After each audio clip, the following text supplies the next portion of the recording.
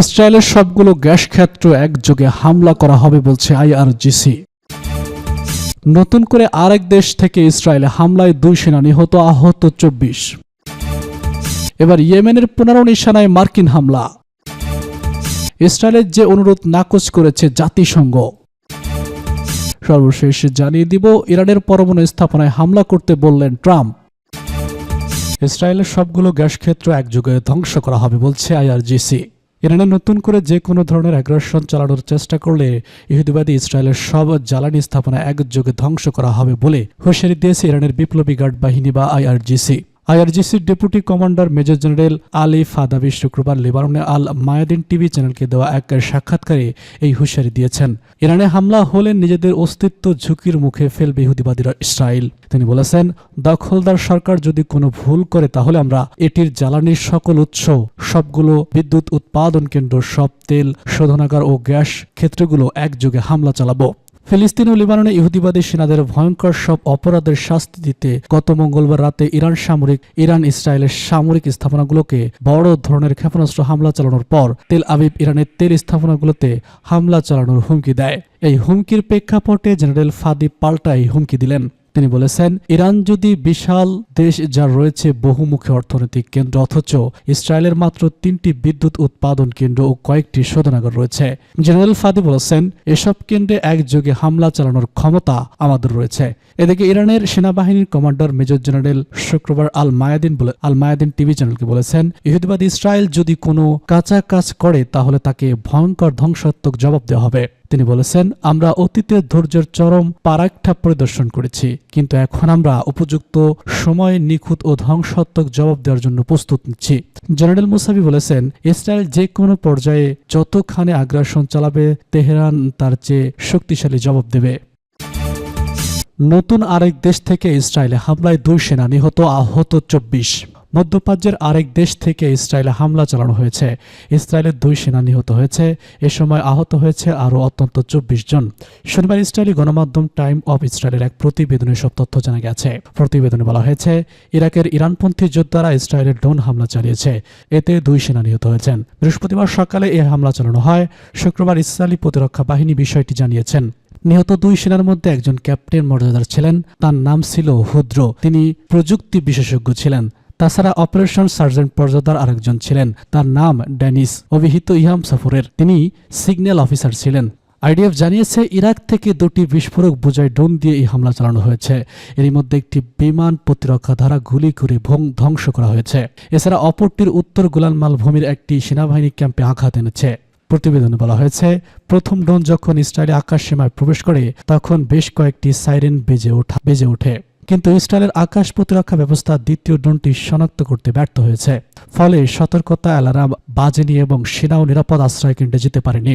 এর আগে একই দিনে 17 সেনা হত্যার দাবি করেছে হিজবুল্লাহ। গোষ্ঠীটির এক বিবৃতিতে বলা হয়, মাঠ পর্যায়ে ও নিরাপত্তার সূত্র নিশ্চিত করেছে যে বৃহস্পতিবার যোদ্ধারা বীরত্বের স্বাক্ষর রেখেছে।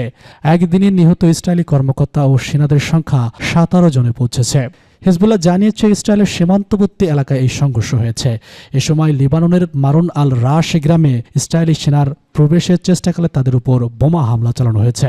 এর আগে বুধবার ঘটনায় উল্লেখ করে আল জাজিরা জানায়, অভিযান শুরু করে প্রথম দিনে ব্যাপক ক্ষয়ক্ষতির মুখে পড়েছিল ইসরায়েলি প্রতিরক্ষা বাহিনী। লেবাননের সীমান্তের ভিতরে প্রবেশ করে আবার পিছু হটেছে তারা। এছাড়া সেনা থেকে শুরু করে ট্যাঙ্কও গুড়িয়ে দিয়েছে হিজবুল্লাহ। প্রতিবেদনে বলা হয়েছে, হিজবুল্লাহর সঙ্গে ইসরায়েলি বাহিনীর প্রথম দিনে পৃথক 3টি স্থানে সংঘর্ষ হয়েছে। এতে ইসরায়েলের ব্যাপক ক্ষয়ক্ষতি হয়েছে। প্রথম দিনের সংঘর্ষে অন্তত 8 জন ইসরায়েলি সেনা নিহত হয়েছেন। এছাড়া আহত হয়েছেন আরও 2 ডজনেরও বেশি সেনা। আল জাজিরা জানিয়েছে, হিজবুল্লাহর হামলায় আহতদের বেশ কয়েকজনের অবস্থা গুরুতর। তাদের হেলিকপ্টারে করে সরিয়ে নেওয়া হয়েছে। ইয়েমেনের 15 নিশানায় মার্কিন হামলা। মধ্যপ্রাচ্যের উত্তেজনার মধ্যে আবার ইয়েমেনে হামলা চালিয়েছে যুক্তরাষ্ট্র। দেশটির বিদ্রোহী গোষ্ঠী হুতিদের নিশানা করে এই হামলা চালানো হয়েছে। শনিবার ব্রিটিশ গণমাধ্যম বিবিসির এক প্রতিবেদনে সব তথ্য জানানো হয়েছে। মার্কিন বাহিনী জানিয়েছে, তারা হুতির অত্যন্ত 15টি নিশানায় হামলা চালিয়েছে।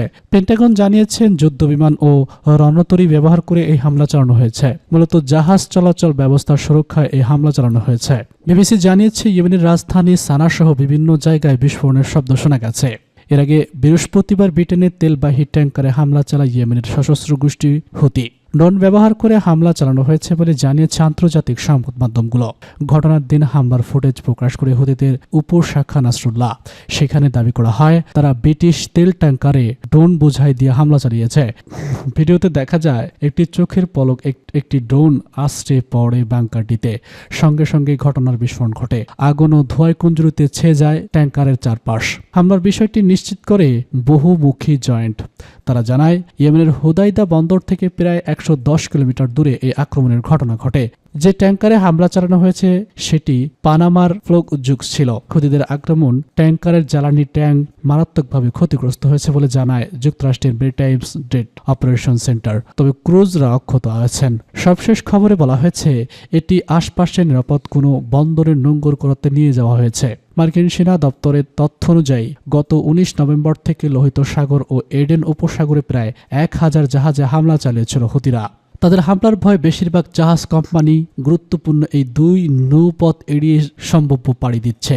এতে পরিবহন ব্যয় বেড়ে যাওয়ায় বড় ধরনের ক্ষতির মুখে পড়েছে পশ্চিমারা। হুতিদের হামলার জবাবে বেশ কয়েকটি দেশের সমন্বয়ে একটি টহল জোট গঠন করে যুক্তরাষ্ট্র। এই জোট গঠন করেও ইরানপন্থী যোদ্ধাদের থামাতে না পেরে ইয়েমেনের হুতিদের বিভিন্ন সামরিক স্থাপনায় বিমান হামলা চালায় মার্কিন ও ব্রিটিশ বাহিনী। তবে হামলার আরও এখনও পর্যন্ত তাদের থামাতে পারেনি পশ্চিমারা। লেবানন সীমান্তের ব্লু লাইন থেকে কিছু শান্তিরক্ষী সরিয়ে নিতে ইসরায়েলি অনুরোধ নাকচ করেছে জাতিসংঘ। জাতিসংঘের শান্তিরক্ষী mission United Nation interim force in Lebanon Israeli সামরিক বাহিনীর সীমান্ত থেকে শান্তিরক্ষীদের সরিয়ে নিতে অনুরোধ পেয়েছে বলে জানিয়েছে জাতিসংঘের শান্তিরক্ষা কার্যক্রম বিষয়ক সেক্রেটারি জেনারেল পিওর ল্যাক্রোর বরাত দিয়ে গণমাধ্যমের প্রতিবেদনে বলা হয়, জাতিসংঘ আগে থেকেই লেবাননের লক্ষ্যবস্তুতে স্থল অভিযান চালানোর সম্ভাবনা অনুমান করেছিল। তাই এই প্রস্তাব প্রত্যাখ্যান করে তারা। ব্লু লাইন জাতিসংঘের বেঁধে দেওয়া একটি লাইন যা লেবানন, ইসরায়েল ও ইসরায়েলের অধিকৃত গোলান মালভূমি থেকে পৃথক রয়েছে। 2000 সালে দক্ষিণ লেবানন থেকে চলে যাওয়া ইসরায়েলি বাহিনী ব্লু লাইনের অপর পাশে অবস্থানে নেয়। যে কোনো পক্ষ থেকে অনুরোধবিহীনভাবে স্থল বা আকাশপথে ব্লু লাইন পার হলে তাকে নিরাপদ পরিষদের 1701 প্রস্তাবের লঙ্ঘন বলে ধরা হয়। দুই রাষ্ট্রকে অভিযুক্তকারী ব্লু লাইন বরাবর পরিস্থিতি পর্যবেক্ষণের জন্য বেশ কয়েকটি দেশের সেনাবাহিনী থেকে জাতিসংঘের শান্তিরক্ষীদের আনা হয়েছিল।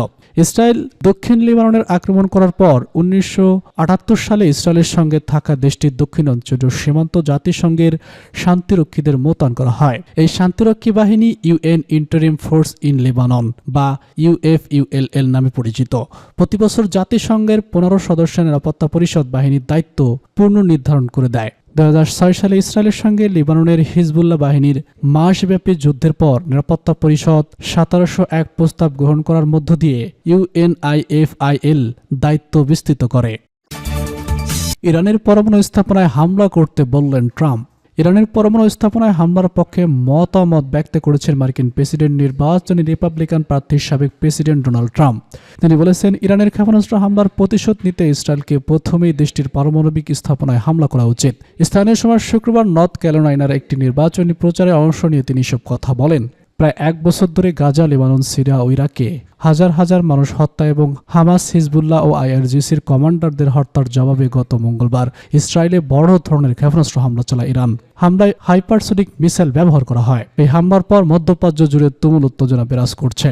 ইসরায়েল যে কোনো সময় ইরানে হামলা করতে পারে বলে আশঙ্কা করা হচ্ছে। ইরানের এই হামলার জবাব দেওয়ার অঙ্গীকার করেছে ইসরায়েলি প্রধানমন্ত্রী বেনিয়ামিন নেতানিয়াহু। তিনি বলেছেন, তেহরানের তেল আবিবে হামলা চালিয়ে বড় ভুল করেছে, তাদের এর চরম মূল্য দিতে হবে। বুধবার পশ্চিমা মিত্রদের সঙ্গে কথা বলার পর জো বাইডেন সাংবাদিকদের জানান, তিনি ইরানের পারমাণবিক স্থাপনায় হামলা চালানো সমর্থন করবেন না। তিনি বলেন, ইরানের প্রতি ইসরায়েলের কোনো প্রতিক্রিয়া সমাপতি হওয়া উচিত। শুধু বাইডেন নন, Canada, France, Germany, Italy, Japan ও যুক্তরাজ্য অর্থাৎ G7 গ্রুপের নেতারা এমনটা মনে করেন। হোয়াইট হাউস বলেছে, বাইডেন সহ G7 নেতা ইরানের বিরুদ্ধে নতুন দফা নিষেধাজ্ঞার বিষয়ে কথা বলেছেন। বাইডেনের এই বক্তব্য নিয়ে শুক্রবার নির্বাচনী প্রচারে ট্রাম্প বলেছেন, যখন তাকে এই প্রশ্ন করা হলো, তার উত্তরে হওয়া উচিত ছিল, প্রথমে পারমাণবিক স্থাপনায় হামলা করুন, বাকিটা পরে দেখা যাবে। ট্রাম্প আরও বলেছেন, আমি মনে করি তিনি একটি ভুল করেছেন। তার মানে আপনি একে হামলা করতে চান না। ইরানের পারমাণবিক অস্ত্র আমাদের সবথেকে বড় ঝুঁকি।